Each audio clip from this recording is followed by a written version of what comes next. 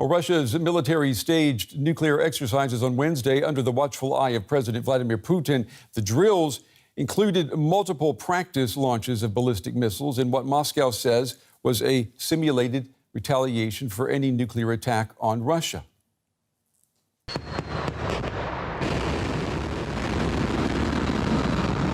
Ballistic missiles blast off, a dramatic show of Russia's nuclear capability, weapons launching from land, sea and the sky, all under President Putin's supervision.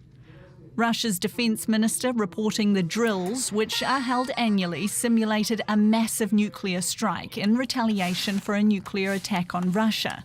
The exercise comes as Putin blamed the United States for its involvement in the conflict.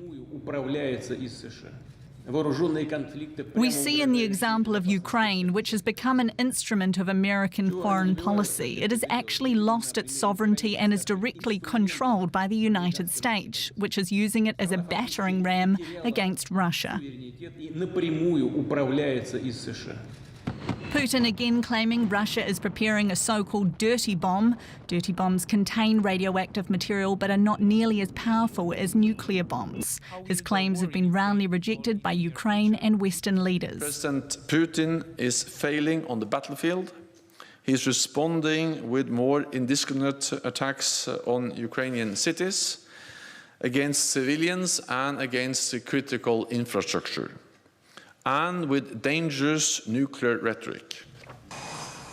The Russian drills come as NATO holds its own annual nuclear exercises in northwestern Europe. Well, for some analysis now, I'm joined by our very own Russia analyst, Roman Goncharenko. Roman, it's good to see you. How worrying are these drills by Russia, or should we be worried at all? Well, there are reasons for both to be worried and not to be worried. First, these drills come, this is not a surprise. Russia normally does such drills in autumn, in October, and the Western countries were warned about them. Observers were expecting something like this to happen because of the war in Ukraine, because the situation there is tense, and Russia is using its nuclear power to threaten the West and to threaten Ukraine. So it is not surprising at all. On the other hand, the war has been going on in Ukraine for over 8 months now. Everybody is very under pressure, including the Russian military. So you cannot exclude that in such a situation something may go wrong.